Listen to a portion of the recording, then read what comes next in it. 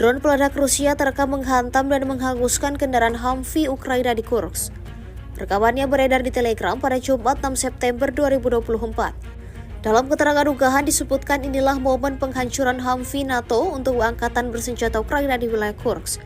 Mesin NATO kembali terbakar di tanah Rusia. Jelas narasi Rusia.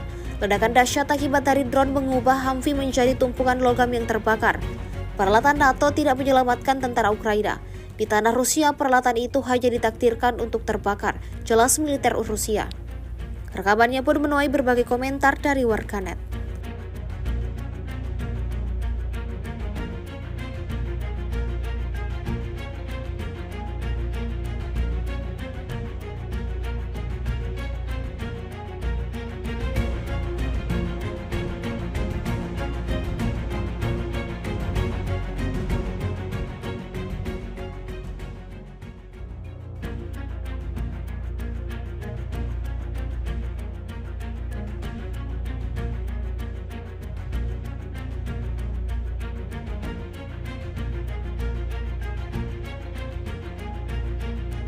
Download Tribun X sekarang, menghadirkan lokal menjadi Indonesia.